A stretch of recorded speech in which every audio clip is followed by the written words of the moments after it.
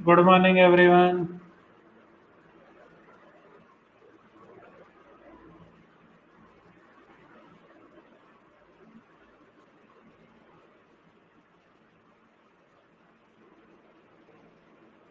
Good morning.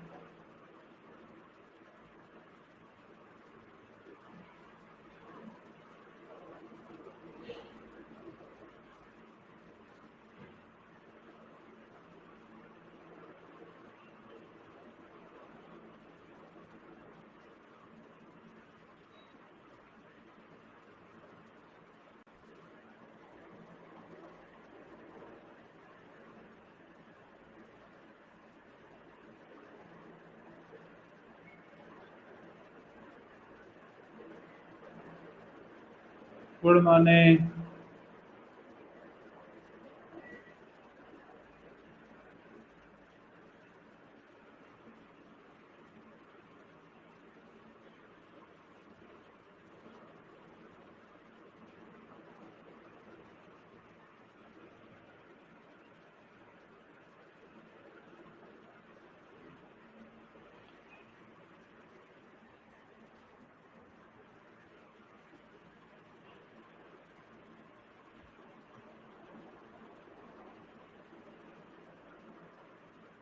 चलो start करें।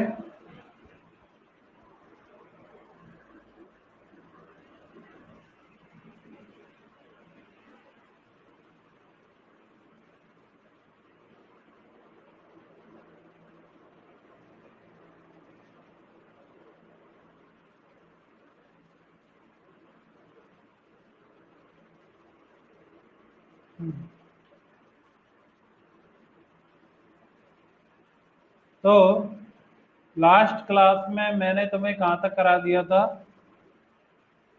Good morning. Checking stabilizing a relation between different physical quantity चल रहा था। वही टॉपिक चल रहा था, stabilizing a relation between different physical quantity.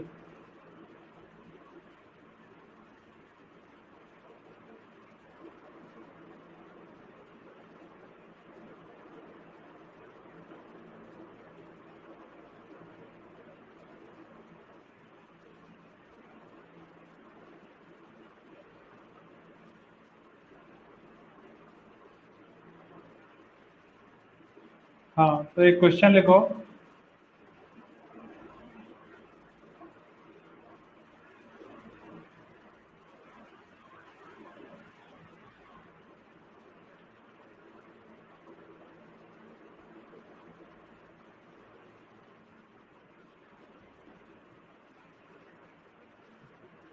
Good morning.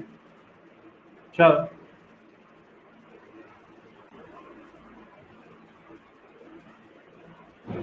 एक क्वेश्चन लिखो सभी। ए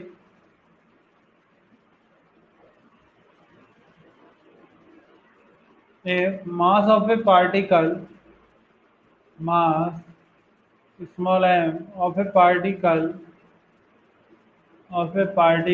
depends upon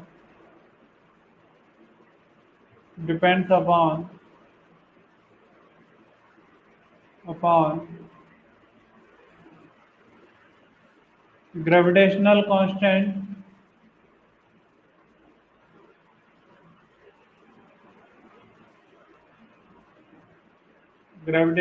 constant capital G, comma Planck's constant H,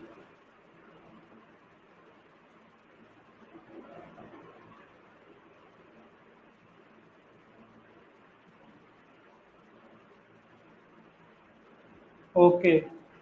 topic हमारा चल रहा था stabilizing a relation between different physical quantity. Stabilizing a relation between different physical quantity.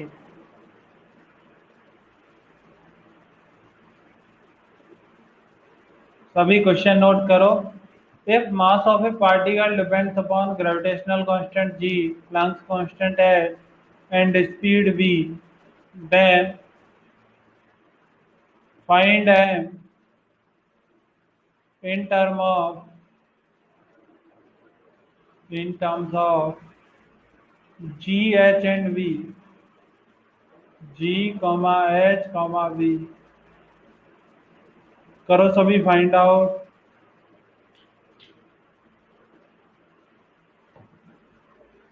सभी find out करो।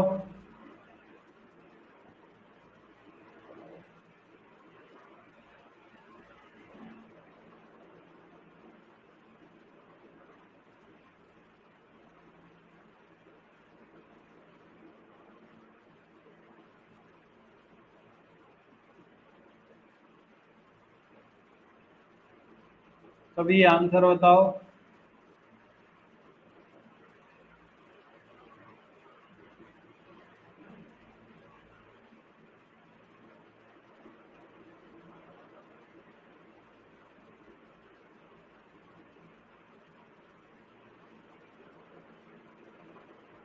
सभी आंसर बताओ।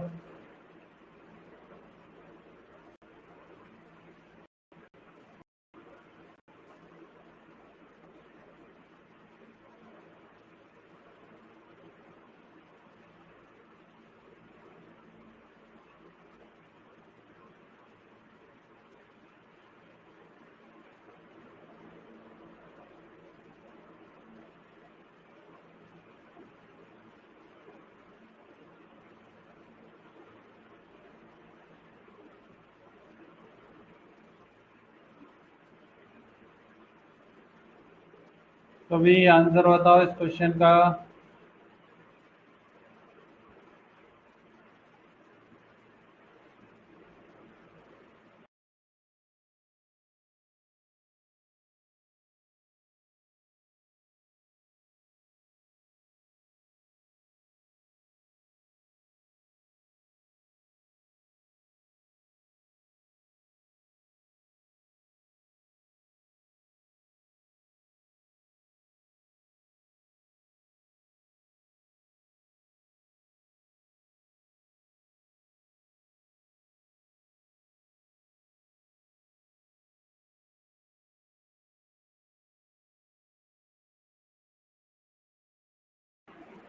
सभी आंसर बताओ इस क्वेश्चन का।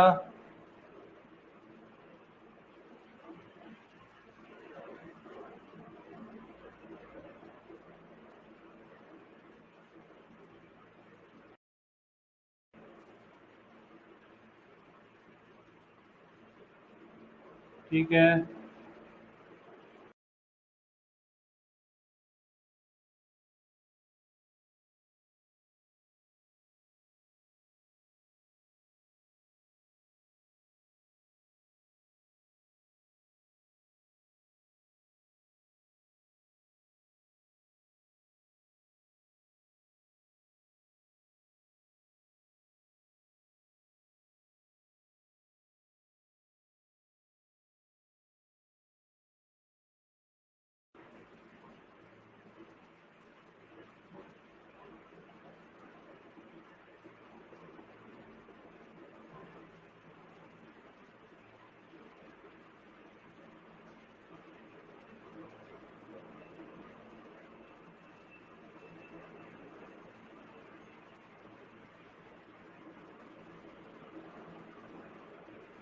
आंसर आया?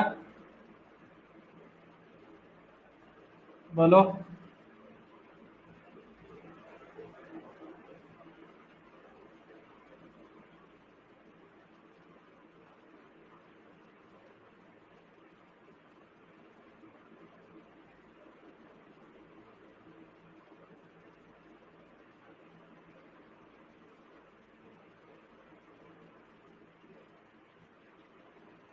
रंजीत पहला क्लास है दूसरा?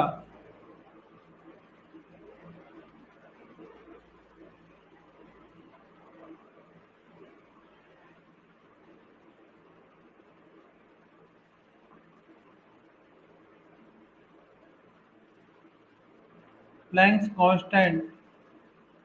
Planck's constant H.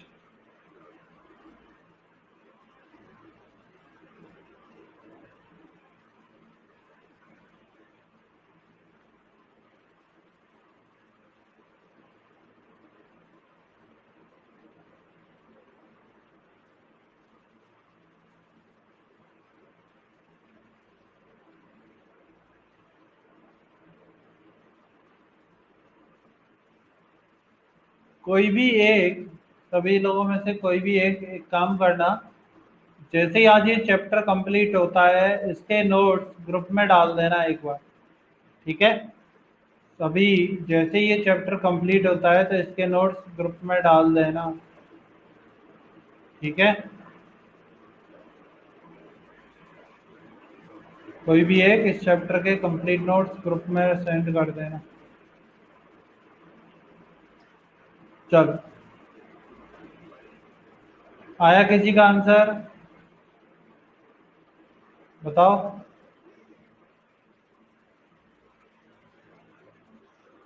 क्या आया है?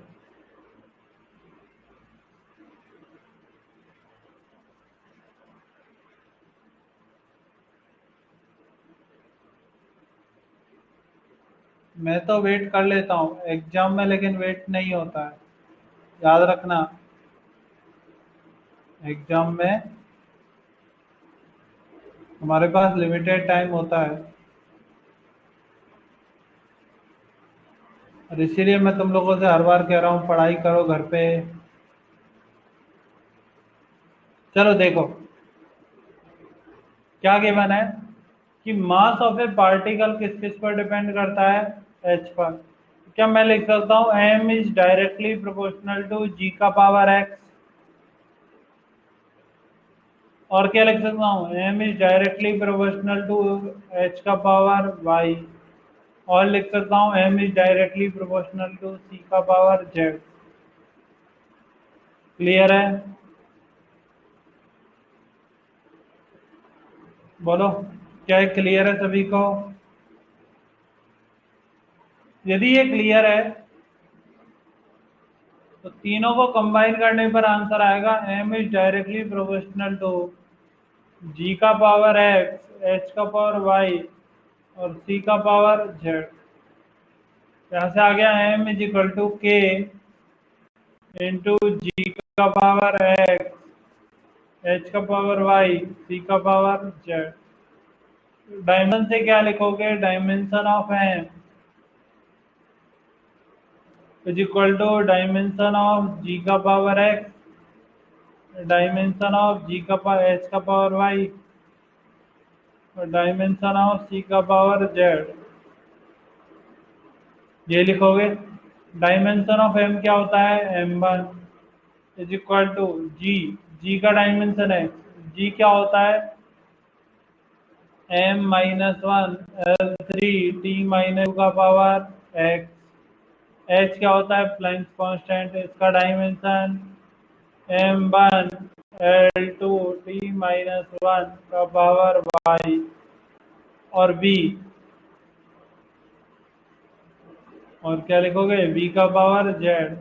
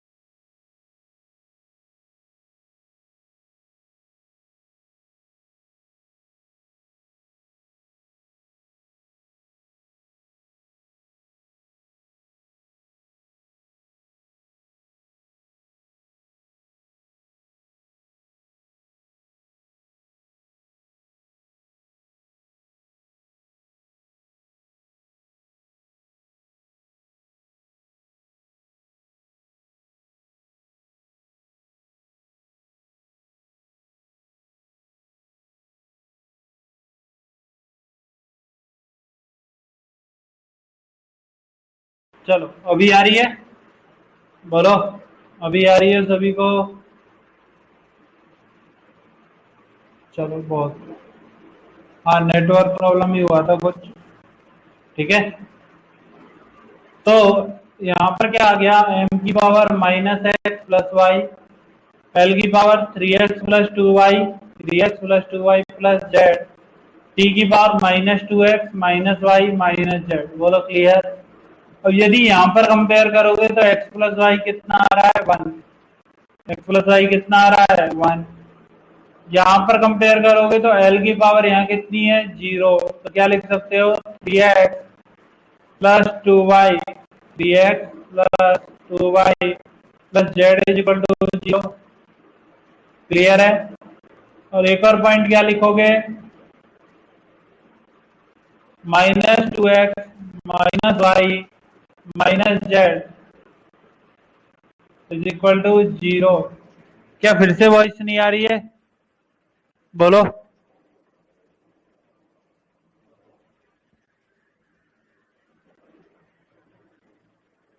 कुछ तो इश्यू है नेटवर्क का।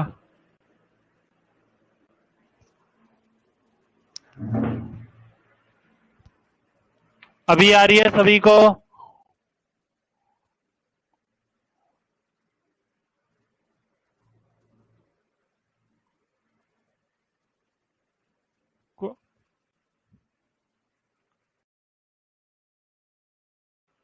अभी आ रही है सभी को वॉइस, बोलो? अभी आ रही है?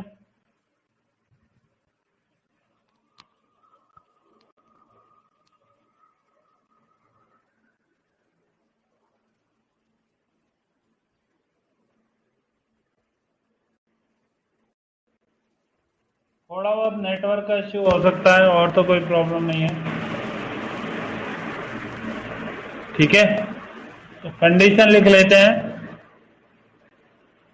क्या है, -x + y = 1, -x + y = 1, -2x -y -z = 0।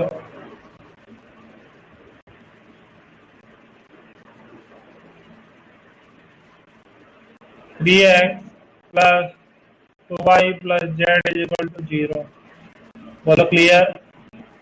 यदि इन दोनों को ऐड कर लेते हो, इसको और इसको, तो क्या आएगा,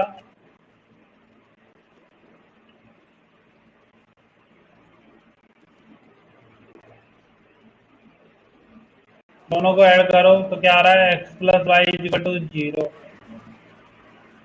बोलो क्लियर है सभी को? अब इन दोनों को ऐड करने पे क्या आ रहा है, x + y = 0।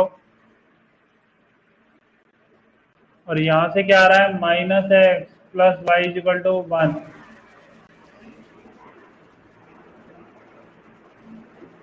अब इन दोनों को ऐड करो तो क्या आ रहा है, x + y = 0 -x + y = 1। दोनों को ऐड करोगे तो 2y = क्या आ रहा है, 1। y आ गया 1/2। x कितना हो गया, -1/2। बोलो क्लियर है?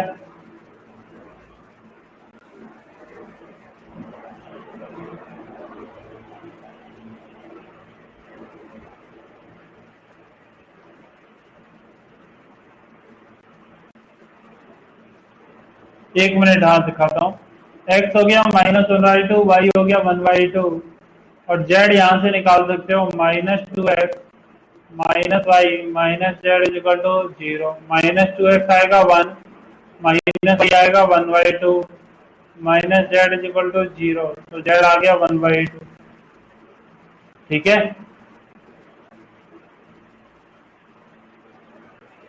अब नोट करना सभी, सभी नोट करो।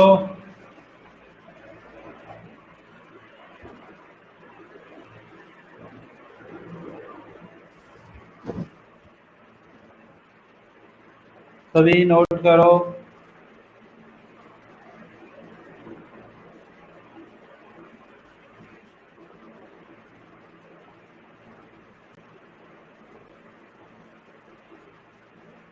सभी नोट करो इसे।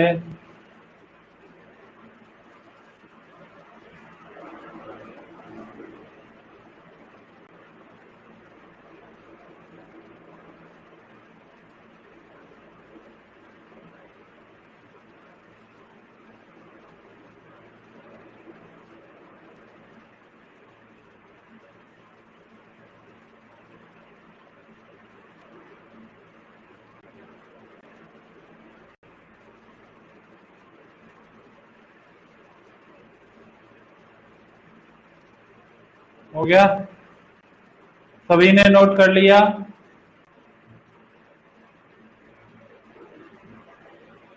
नोट करो।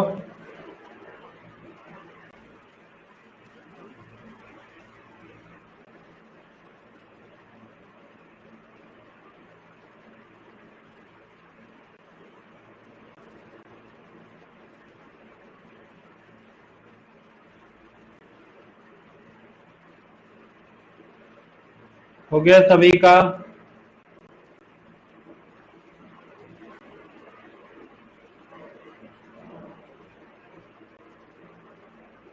चलो,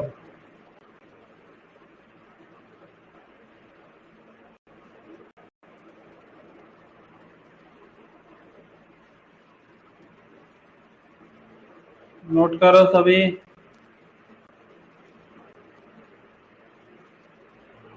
सभी नोट करो। Next slide.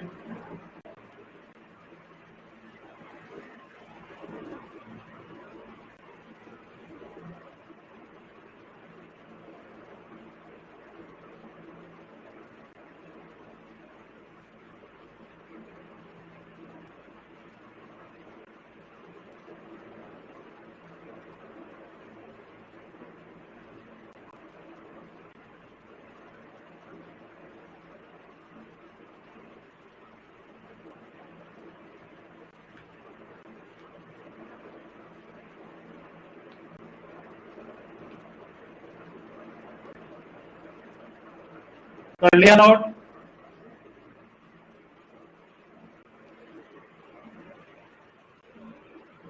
हाँ जी, क्या बोल रहे हो? Z is equal to 1/2।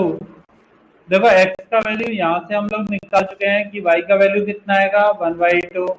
Y का 1/2 है तो जेड का, एक्स का कितना, -1/2।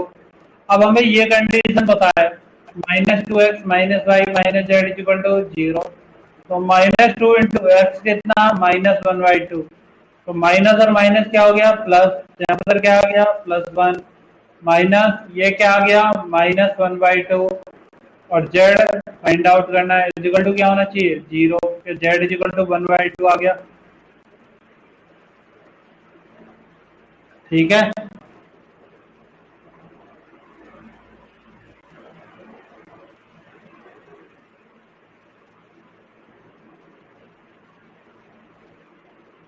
चलो, अब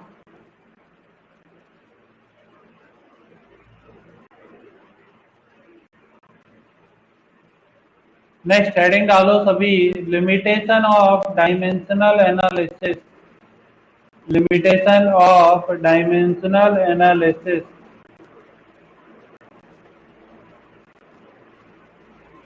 लिमिटेशन ऑफ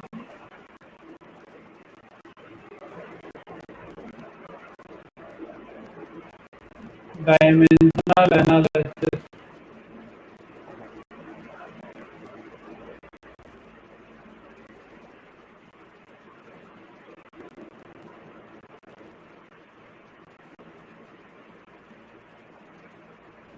ठीक है? इसमें पहला पॉइंट लिखना, by the help of dimensional analysis, by the help of dimensional analysis,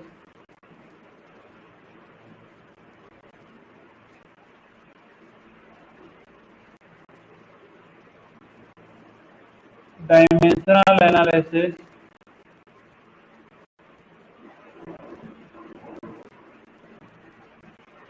we can only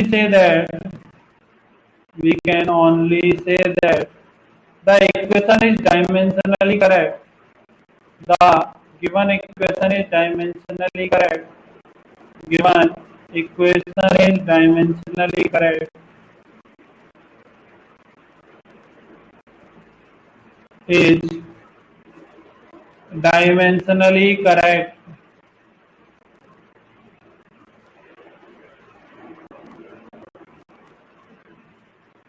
We cannot comment. फिर से ब्रेक हो रही है, नेटवर्क का ज्यादा इश्यू है क्या?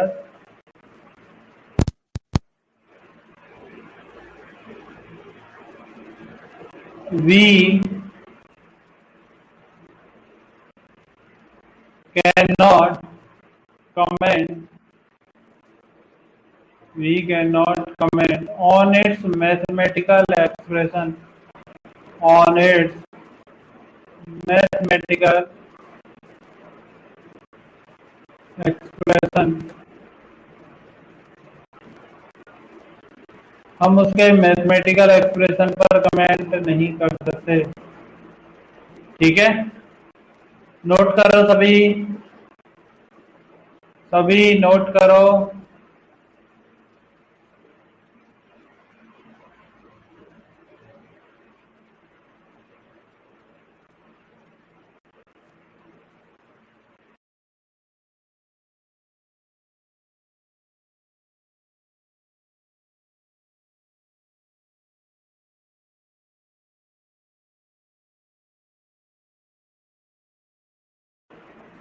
चलो, अभी आ रही है सभी को? बोलो, अभी सभी को आ रही है?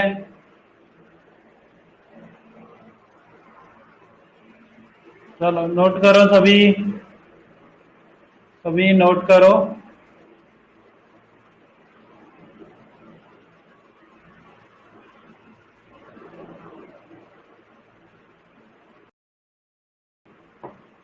By the help of dimensional analysis, we can say a given equation is dimensionally correct or not, but we cannot comment on its mathematical expression.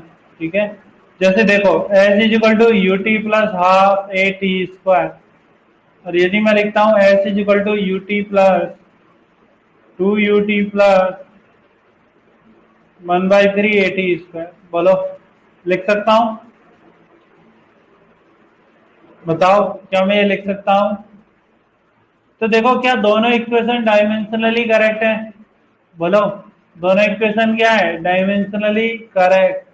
लेकिन क्या वैसे हम देखें तो सही इक्वेशन कौन सी है, फर्स्ट या सेकंड?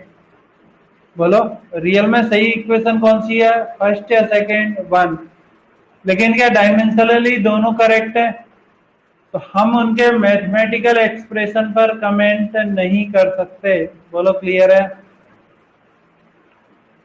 आगे समझ में? हम उनके मैथमेटिकल एक्सप्रेशन पर कमेंट नहीं कर सकते। क्लियर? बोलो, क्या हुआ पीयूष? बोलो।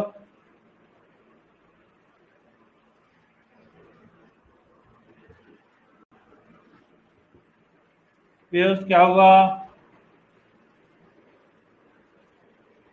एक और बार बताऊं, देखो यदि हम ध्यान से देखें तो दोनों इक्वेशन क्या है, डायमेंशनली करेक्ट है। दोनों इक्वेशन क्या है, डायमेंशनली करेक्ट, क्योंकि यूटी और हाफ ए टी स्क्वायर का डायमेंशन सेम होता है, हम पहले निकाल चुके हैं। लेकिन यदि तुम ध्यान से देखोगे ना, तो यहाँ पर मैथमेटिकल एक्सप्रेशन कुछ और है। यहाँ पर क्या है, 2ut plus 1/3 A T square, और उधर कितना है, ut plus half A T square. तो इसी वजह से क्या होता है, रियल में हम मैथमेटिकल एक्सप्रेशन पर कमेंट नहीं कर पाते कि गिवन इक्वेशन मैथमेटिकल करेक्ट है या नहीं, क्योंकि नंबर्स क्या होते हैं, डायमेंशनलेस। ठीक है, तो कोई इक्वेशन डायमेंशनली करेक्ट होते हुए भी मैथमेटिकली क्या हो सकती है, रॉन्ग। बोलो, क्लियर है?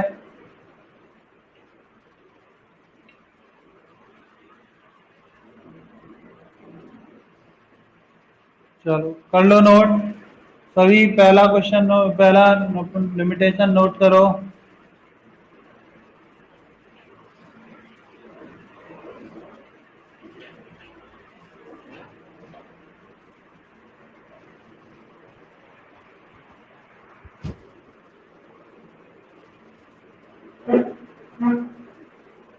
कर लिया?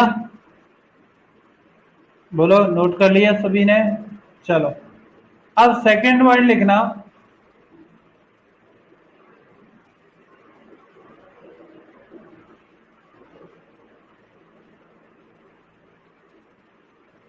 By the dimensional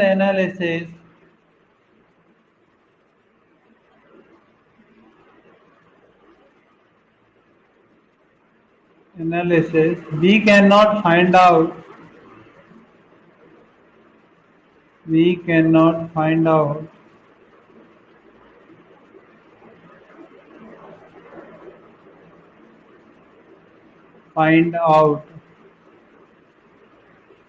the values of the constant in expression.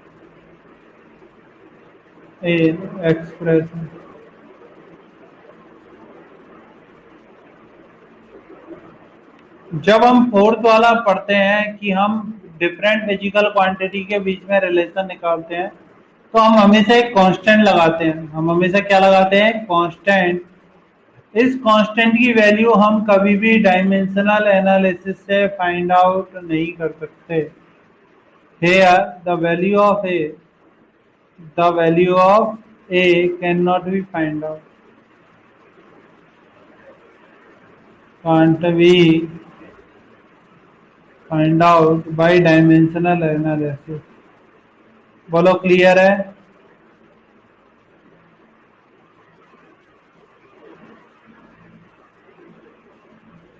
बोलो, हम इस k की वैल्यू कभी भी फाइंड आउट नहीं कर सकते। समझ में आ गया सभी को?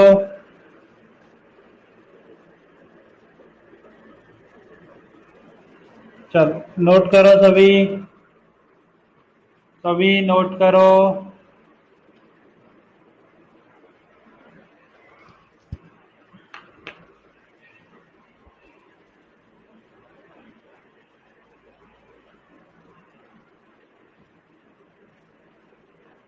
सभी नोट करो।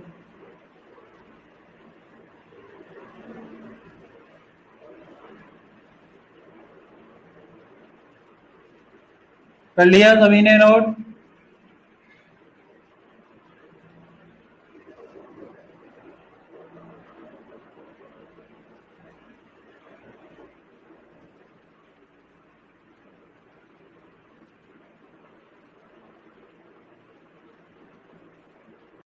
चलो, थर्ड पॉइंट लिखना।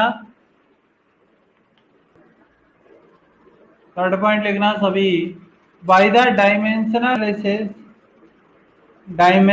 एनालिसिस, अंजित के डायमेंशन एनालिसिस लिखा हुआ है।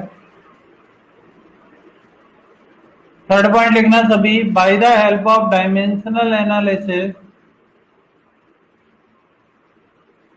by the help of dimensional analysis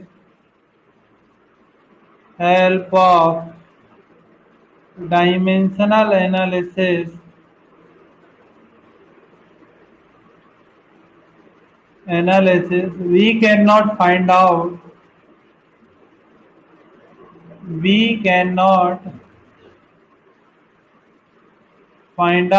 which quantity find out that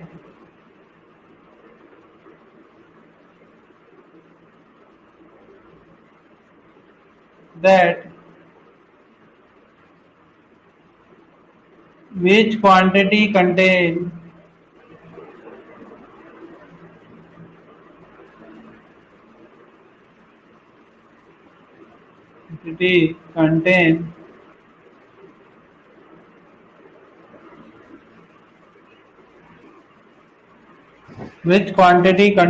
trigonometric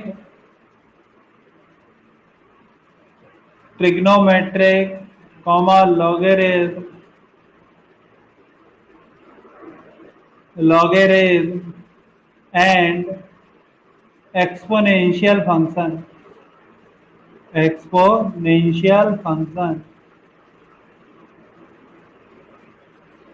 because these are dimensionless। because these are dimensionless, because these are dimensionless.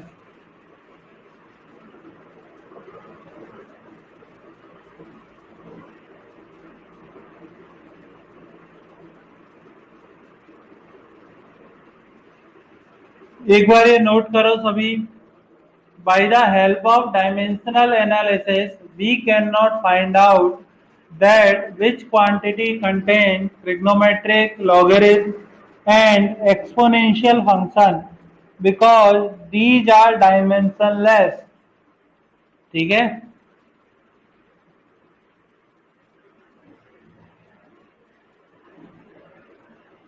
बोलो क्लियर है कैसे? अब ये ध्यान से देखना सभी, यदि मैंने ऐसे लिखा y is equal to X और एक मैंने लिखा y is equal to X sine omega T, बोलो तो क्या यहां पर भी dimension of y is equal to dimension of x है? बोलो, यहां पर भी डायमेंशन ऑफ y क्या है? Dimension of x। और क्या यहां पर भी यही रहेगा, dimension of y is equal to dimension of x? बोलो, क्या दोनों में यही रहेगा? क्योंकि ये क्वांटिटी तो कैसी है? डायमेंशनलेस।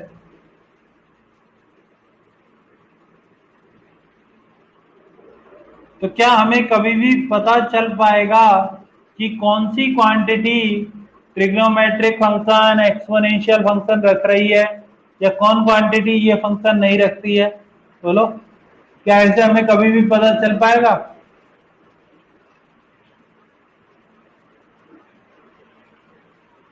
बात समझ में आ गई सभी को? बोलो, बात क्लियर है सभी को? चलो नोट कर लो सभी।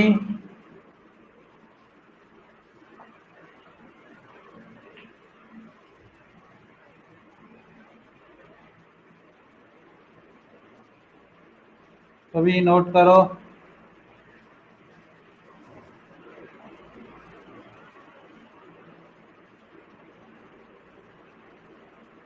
क्या सभी को लिमिटेशन समझ में आ गया? बोलो, क्या सभी को लिमिटेशन समझ में आ गया डायमेंशनल एनालिसिस का? ठीक है,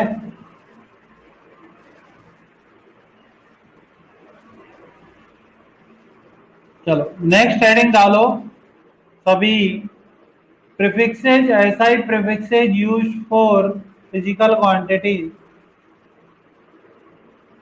सर थर्ड पॉइंट रिपीट करो। ठीक है, देखो मैंने क्या बोला थर्ड पॉइंट में कि डायमेंशनल एनालिसिस की हेल्प से हम ये फाइंड आउट नहीं कर सकते कि कौन सी क्वांटिटी ट्रिग्नोमेट्रिक, लॉगरिथम और एक्सपोनेंशियल फंक्शन को रखती है। क्यों? क्योंकि ये तीनों फंक्शन कैसे रहते हैं? डायमेंशनलेस। अब यदि मैं दो एग्जांपल लेता हूं, एक में लिया y इक्वल टू एक्स और एक में लिया y equal to X sine omega T, तो क्या पहले वाले में भी dimension of y equal to क्या रहेगा? Dimension of x। और क्या दूसरे वाले में भी dimension of y equal to dimension of x रहेगा?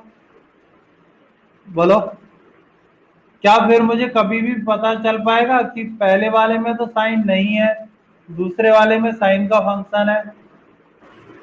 बताओ, ऐसे तो कभी भी पता नहीं चल पाएगा। क्लियर है?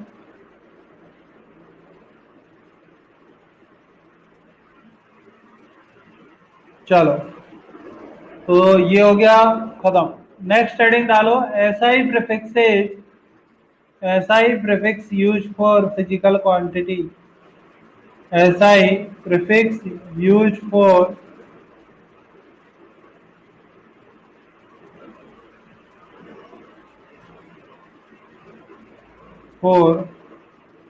Physical quantity and their value, physical quantity and हाँ, न्यूमेरिकल वैल्यू तो हमेशा डायमेंशनलेस होगा। न्यूमेरिकल वैल्यू तो हमेशा क्या रहता है? डायमेंशनलेस। मैंने फिजिकल कांस्टेंट नहीं बोला है, मैंने कांस्टेंट वैल्यू लिखा है। ये याद रखना, दोनों में बहुत अंतर है। फिजिकल कांस्टेंट और कांस्टेंट वैल्यू दोनों में बहुत अंतर है। एक सिर्फ न्यूमेरिकल वैल्यू को बताता है और एक अलग अपना इंपॉर्टेंस रखता है। फिजिकल कांस्टेंट अपना अलग इंपॉर्टेंस रखता है। सभी याद रखना इस बात को, ठीक है।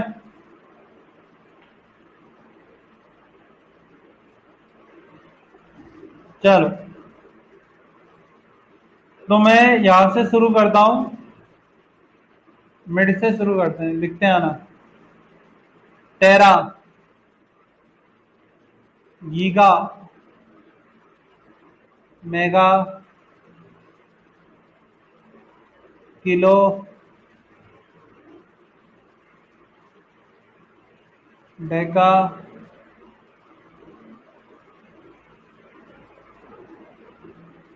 Deci, semi, centi. ये सब ऐसे प्रीफिक्सेज है। Milli, micro, nano, pico, fermi, ठीक है। इतने ऐसा ही प्रीफिक्सेज हमें याद रखने होते हैं। चलो, फर्मी 10⁻⁻15, फर्मी का वैल्यू क्या रहता है? 10⁻⁻15। Pico 10⁻⁻12। Nano 10⁻⁻9। Micro 10⁻⁻6। Milli 10⁻⁻3। Centi 10⁻⁻2। Centi, deci 10⁻⁻1। Deca 10⁻1। Kilo 10⁻3। Mega 10⁻6। Giga, giga में कितना होता है बताना सभी। गीगा में कितना रहता है?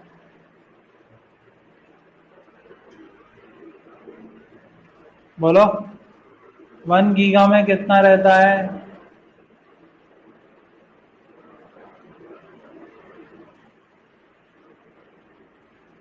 पक्का? 10⁻9। और इसमें कितना रहता है? 10⁻12। बोलो, क्लियर है?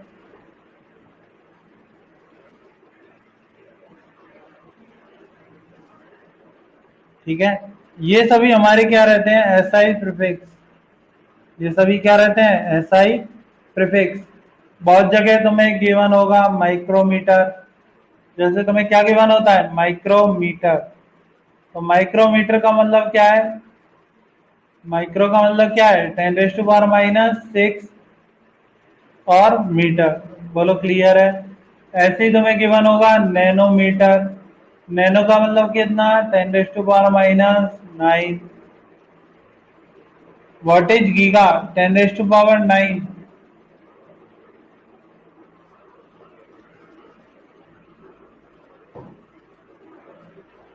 जीवी नाम सुना है? जो यदि हम मोबाइल के स्पेस का बात करते हैं तो वो किस में रहता है? जीवी, यानी giga byte. Giga byte, clear है?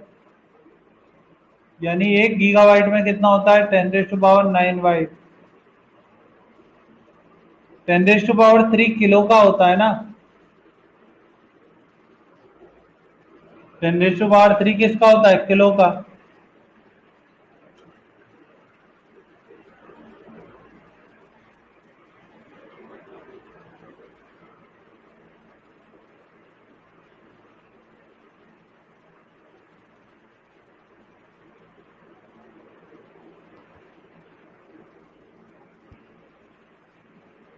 ठीक है।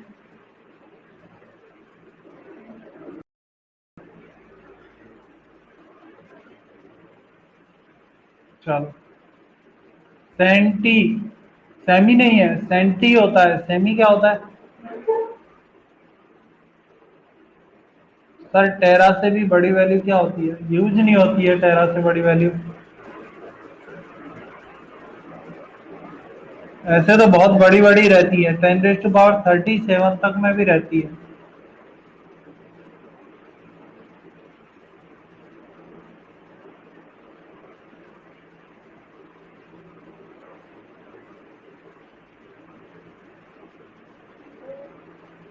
आंजिक के सेंटी को ही हिंदी में सेमी बोलते हैं।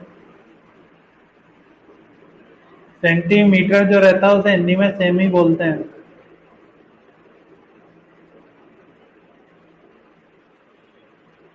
देखो फर्मी से ज्यादा छोटी का हमें काम नहीं पड़ता है, क्योंकि फर्मी हमारी जब पहुंचती है तो हम न्यूक्लियस पर बात करते हैं।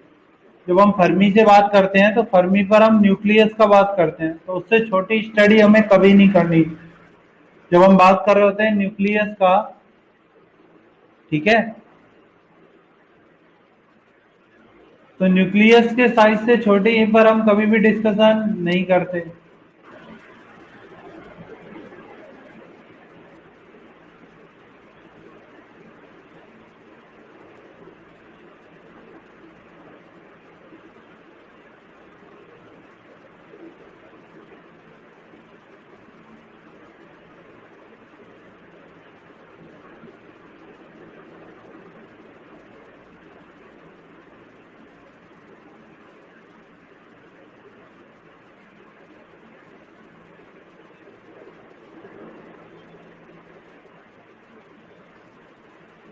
एंगो भी होता है क्या? एंगिस्ट्रॉन्ग होता है वो। एंगिस्ट्रॉन्ग होता है, जैसे एंगिस्ट्रॉन्ग का डायरेक्ट मीनिंग 10⁻−10 होता है। एंगिस्ट्रॉन्ग का वैल्यू कितना रहता है? 10⁻−10। लेकिन इसके साथ में फिर हम मीटर लगाया रहता है हमें। एंगिस्ट्रॉन्ग क्या है? फिर डिस्टेंस के केस में तो हम लाइट ईयर भी लिखते हैं। डिस्टेंस के केस में तो हम क्या लिखते हैं? लाइट ईयर भी लिखते हैं। वो भी बहुत बड़ा क्वांटिटी हो जाता है, 10⁻17 में चला जाता है। ठीक है,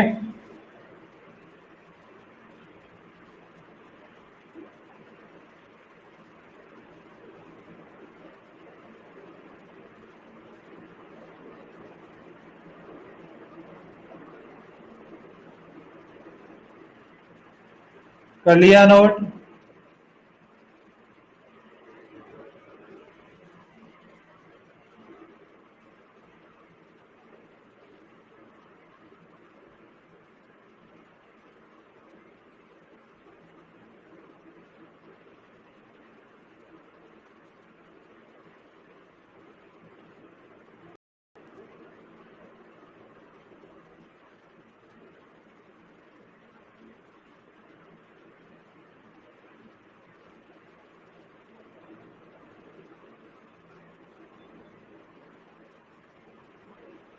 यहाँ पे एक और लिख लेना, जब पूछ लिया तो बता देता हूँ।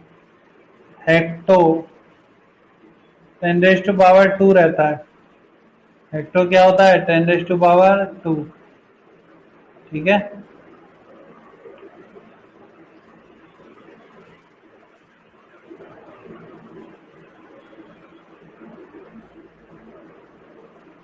चलो कर लिया नोट?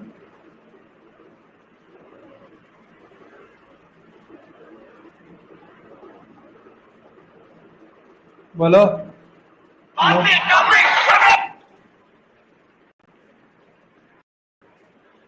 कर लिया? सभी ने नोट कर लिया? बताओ, क्या सभी ने नोट कर लिया है? चलो, इसी के साथ हमारा ये वाला चैप्टर का एक पार्ट क्या होता है? यूनिट एंड डायमेंशन का फिनिश होता है। इसी के साथ हमारा यूनिट एंड डायमेंशन का एक पोर्शन फिनिश होता है। यूनिट एंड डायमेंशन क्या हो गया? खत्म। बोलो क्लियर?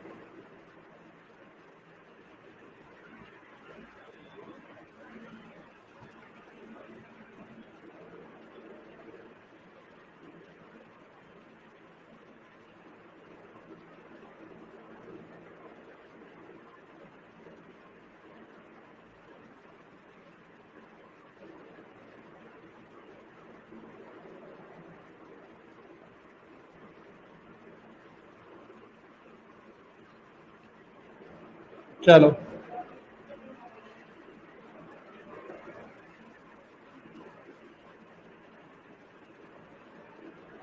होमवर्क भेज दो ग्रुप में, बोलो क्या ग्रुप में होमवर्क भेज दो?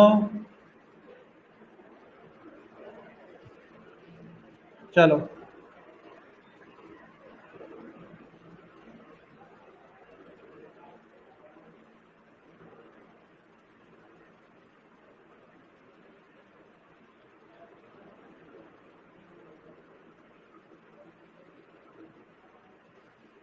चलो ग्रुप में मैंने एक होमवर्क सेंड कर दिया है।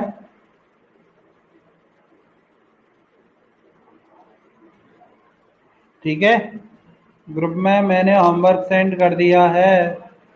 52 से 66 तक सॉल्व करना है सभी को, सभी को 52 से 66 तक सॉल्व करना है और 55 क्वेश्चन लीव करना है। 55 नंबर का जो क्वेश्चन है वो लीव करना है। क्लियर है सभी को?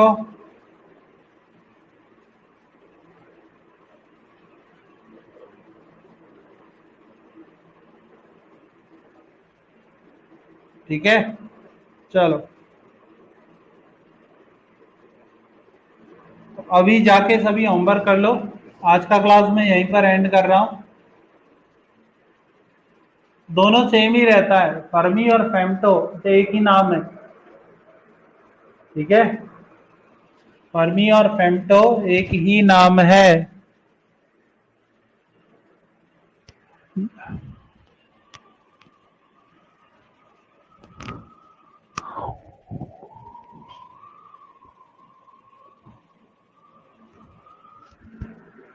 चलो तो आज सभी घर जा सकते हो।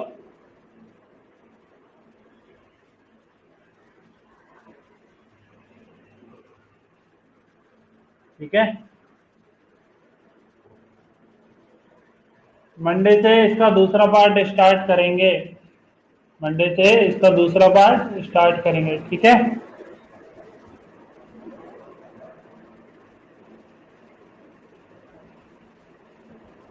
होमवर्क ग्रुप में सेंड किया है, एक बार ग्रुप देखना, मिल जाएगा सभी को। ग्रुप में मैंने लिखा हुआ है कहां तक सॉल्व करना है, कौन सा क्वेश्चन लीव करना है। ठीक है, हाँ 55 नहीं करना है क्योंकि वो सेकंड पार्ट में आएगा। 55 नंबर का क्वेश्चन सेकंड पार्ट में आएगा। ठीक है, ओके, चलो।